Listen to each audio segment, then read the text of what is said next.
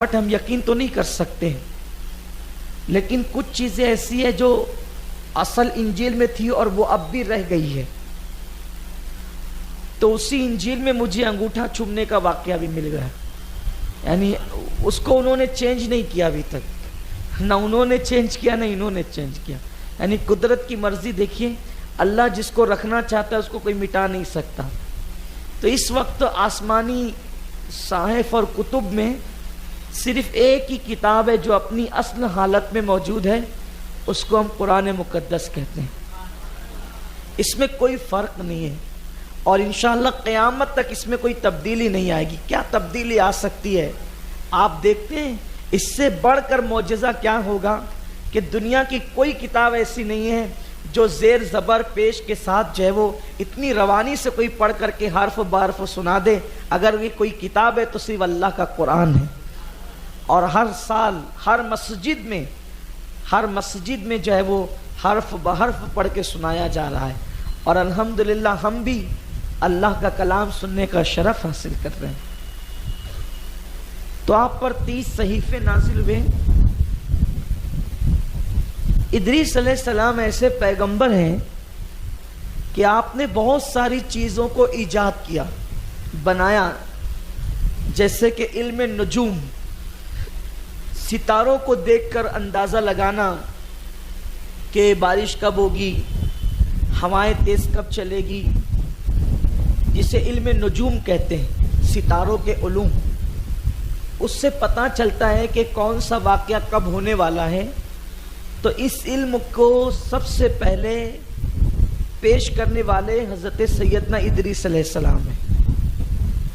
لیکن اس وقت دنیا میں جو علم نجوم ہے وہ جو اٹکل ہے، بس اٹکل، یعنی لوگ زبردستی اپنے طور پہ کچھ بھی پھیکم پھاک کر دیتے ہیں. تو نجومیوں کے پاس جانا حرام ہے، اور وہ جو بات کہہ دیں ان کی بات کو مان لینا یہ کفر ہے. یعنی اگر انہوں نے یہ کہہ دیا کہ بارش ہوگی، میں نے ستاروں کی گردش سے پتہ کیا ہے بارش ہوگی، جو غیب کی خبر دے رہے ہیں اس کو من و ان مان لینا پورے یقین کے ساتھ، تو آدمی کافر ہو جائے گا. اس پر تجدید ایمان اور تجدید نکاح یہ واجب ہوگا. اس لیے نجومیوں کے پاس جانا بھی جائز نہیں ہے، اور وہ جو باتیں کہیں اس کو ماننا بھی جائز نہیں. حضرت ادریس علیہ السلام جو ستاروں کو دیکھ کر باتیں کہتے تھے وہ بطور معجزہ کہتے تھے، کیونکہ وہ اللہ کے نبی تھے، اللہ کے رسول تھے، پیغمبر تھے. وہ تو بطور معجزہ کہتے تھے. تو نبی کی بات کو ماننا یہ تو ہمارے لیے لازم ہے، ان پہ یقین کرنا، ایمان لانا یہ تو ہم پہ فرض ہے. تو اس لیے ان کے علم میں اور آج کے علم میں زمین اور آسمان سے بڑا فرق ہے. ہاں البتہ کوئی اگر ستاروں کی چال کا علم سیکھے تو فی نفس سے ہی یہ علم برا نہیں ہے. اگر اس میں کوئی خلاف شرع بات نہ ہو تو سیکھنا برا نہیں ہے، لیکن اس پر عمل کرنا، اس پر اعتماد کرنا یہ برا ہے. بہت ساری توہمات میں لوگ پڑے ہوئے ہیں. لوگوں کو چاہیے کہ وہ توہمات پرستی سے بچیں. وہ کہتے ہیں کہ وہ ستارہ منحوس ہے اور وہ ایسا ہے اور وہ ویسا ہے. کوئی دن منحوس نہیں. عام طور پر کیلنڈر جو آتے ہیں تو کیلنڈروں میں بھی ستارے لکھے ہوتے ہیں کہ اس دن قمر در عقرب، یعنی کہ اس دن جو ہے وہ چاند کو بچھو لگے گا. قمر در عقرب کا عقرب کہتے ہیں بچھو کو. تو یہ قمر در عقرب لکھا ہوا ہوتا ہے. تو جب ہم شادیوں کی یا مبارک کاموں کی تاریخ طے کرتے ہیں تو عقرب والے دن طے نہیں کرتے. یہ فضول بکواس. اسلام میں اس کی کوئی شرعی حیثیت نہیں. بابا گیوں کے یہاں اس کی حیثیت ہو سکتی ہے، لیکن اسلام جو حضور علیہ السلام لے کر آئے اس میں کوئی اس کی حیثیت نہیں ہے. ہر دن اللہ نے پیدا کیا ہے، اور جو دن اللہ نے پیدا کیا ہے وہ دن مبارک اور مسعود ہے. ہر دن مبارک اور مسعود ہے، کوئی دن برا نہیں ہے، سب دن اللہ کے ہیں. بس بھائی ایسا بھی تو ہوتا ہے اگر مصیبت آنے والی ہو تو ماہ رمضان میں بھی تو آتی ہے. اب معاذ اللہ کوئی یہ کہے گا کہ ماہ رمضان کا کوئی دن منحوس تھا یا کوئی رات منحوس تھی، معاذ اللہ کوئی یہ کہنے کی ہمت کر سکتا ہے؟ آپ نہیں دیکھتے جو جنگ بدر ہوئی ہے وہ 17 رمضان المبارک کو ہوئی ہے، اور اس سے بڑھ کر مصیبت مسلمانوں کے لیے کیا مصیبت رہی ہوگی کہ حضور صلی اللہ علیہ وسلم پوری رات رو رو کر کے گزارتے ہیں. تو کیا اس دن کو کوئی معاذ اللہ منحوس دن کہہ سکتا ہے؟ کوئی نحوست والا دن کہہ سکتا ہے؟ تو نہیں، کوئی دن منحوس نہیں ہے. جس دن ہماری تقدیر میں جو مصیبت لکھی ہے وہ ہمیں پہنچ کر رہے گی. اس لیے اپنا ایمان اللہ پہ مضبوط کرو. اگر اللہ خوشی دینا چاہیں تو کوئی روک نہیں سکتا، اور اللہ اگر غم دینا چاہیں تو بھی کوئی روک نہیں سکتا. ساری خوشیاں اور سارے غم اسی کے ہاتھ میں ہیں. تو یہ ستاروں کی چالیں وغیرہ یہ اسلام میں اس کی کوئی حیثیت نہیں ہے. تو اس ستاروں کا علم سب سے پہلے حضرت ادریس علیہ السلام نے دنیا کے سامنے پیش کیا. سب سے پہلے قلم جو بنائی ہے، قلم لکھنے والی، وہ حضرت ادریس علیہ السلام نے بنائی. آپ نے قلم بنائی اور سب سے پہلے قلم سے لکھا بھی حضرت ادریس علیہ السلام نے. یہ بھی اگر یہاں طلبہ موجود ہیں جو اسکول کالج پڑھتے ہیں، مدرسہ پڑھتے ہیں، یا بچیاں سن رہی ہے جو اسکول کالج پڑھتے ہیں، تو ان کو یہ سمجھ لینا چاہیے کہ دنیا میں جتنی بھی نئی چیزوں کی ایجادات ہے سب اہل اسلام کی ہے.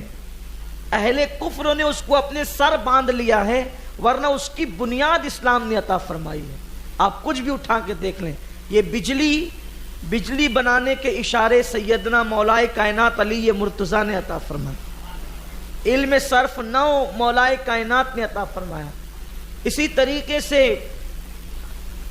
آواز کی لہریں ہوا کے دوش پر سفر کرتی ہے، یہ تصور صحابہ کرام میں سیدنا فاروق اعظم نے عطا فرمایا، امام زین العابدین نے عطا فرمایا. اس طریقے سے بڑی تفصیل ہے.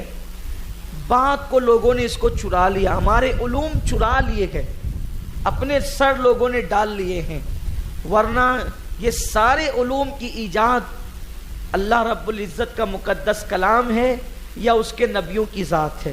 تو قلم سب سے پہلے حضرت ادریس نے بنایا اور آپ ہی نے سب سے پہلے لکھا. اسی لیے قلم کا احترام بھی لازم ہے. عام طور پہ لوگ پین کو کوئی اہمیت نہیں دیتے، وہ لکھتے ہیں یوں پھینک دیتے ہیں. قلم کو پھینکنا نہیں چاہیے، اس کا احترام. جیسے کتابوں کی تعظیم ہم پر لازم ہے، ویسے قلم کی تعظیم بھی ہم پہ لازم ہے، کیونکہ قرآن مقدس میں اللہ نے قلم کی بھی قسم یاد فرمائی.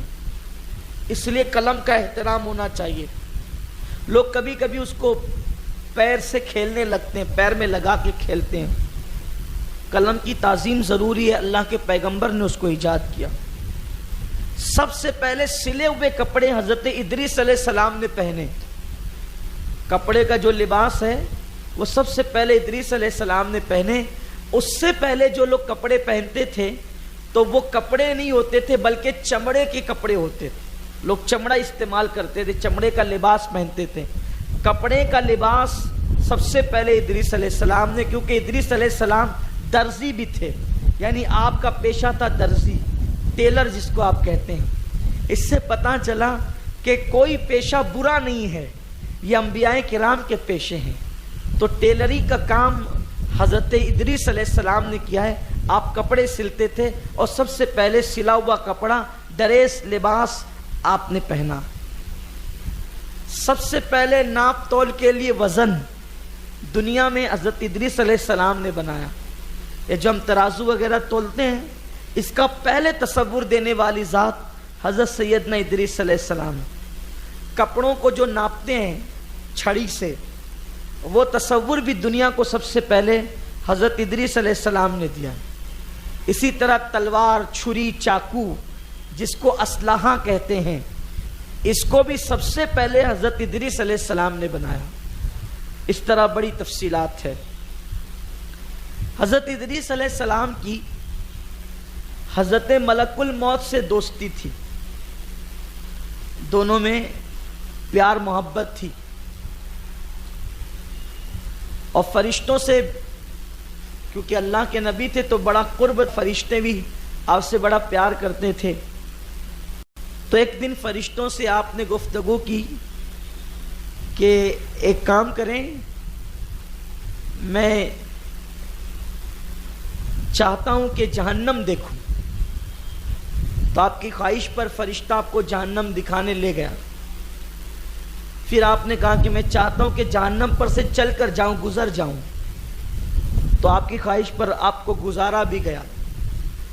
تو آپ نے حضرت ملک الموت سے کہا کہ ایک کام کرو، تم میری روح نکالو ذرا، میں مزہ تو چکھوں کہ کیسی ہوتی ہے موت.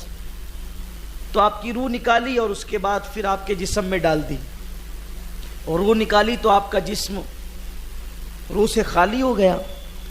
اور جب آپ کے جسم میں روح ڈالی تو آپ زندہ ہو گئے. جب زندہ ہو گئے تو آپ نے حضرت جبریل سے کہا کہ جبریل میں آسمانوں کی سیر کرنا چاہتا ہوں. تو حضرت جبریل علیہ السلام ان کو لے گئے آسمانوں کی سیر کے لیے. جب یہ آسمانوں کی سیر کرتے کرتے جنت تک پہنچے تو انہوں نے حضرت جبریل سے کہا کہ جبریل جنت دیکھنا چاہتا ہوں، بڑی ٹھنڈی ٹھنڈی ہوائیں جنت کی آ رہی ہے. تو جبریل ان کو جنت کے دروازے تک لے گئے. جب یہ جنت کے اندر داخل ہوئے تو اندر ہی ٹہلتے رہ گئے. تو حضرت جبریل نے کہا کہ چلیے تاخیر ہو رہی ہے، لیٹ ہو رہے ہیں آپ کو زمین پہ جانا ہے. تو آپ نے فرمایا کہ میں نہیں آؤں گا، بس اب میں یہیں رہوں گا. تو حضرت جبریل نے کہا آپ تو زندہ ہیں، آپ یہاں کیسے رہ سکتے ہیں؟ تو حضرت ادریس علیہ السلام نے کہا دیکھو اللہ نے فرمایا کہ جنت میں جانے سے پہلے موت کا مزہ چکھنا ہے، سو میں چکھ چکا. اللہ نے کہا جنت میں جانے سے پہلے جہنم سے گزرنا ہے، سو میں گزر چکا. اور ایک بار جنت میں آ گیا تو دوبارہ جنت سے باہر نکالے نہیں جائیں گے، تو میں جنت کے اندر آ گیا ہوں. اب مجھے نکالنے کی بات مت کرو اور مجھے اب یہیں رہنے دو، بہت اچھی ہے جنت. تو اللہ تعالیٰ نے جبریل سے کہا کہ رہنے دو میرے بندے کو، حضرت ادریس کو جنت ہی کے اندر رہنے دو. تو حضرت ادریس علیہ السلام یعنی جیتے جی اس وقت تو آسمانوں پر ہیں، جنت میں ہیں. اور جو 4 پیغمبر جن کے متعلق آتا ہے کہ وہ زندہ ہیں، جاوید ہیں ظاہری حیات میں، یوں تو ہر نبی زندہ ہیں لیکن ظاہری حیات میں تو وہ 2 پیغمبر آسمانوں میں ہیں اور 2 پیغمبر زمینوں میں ہیں.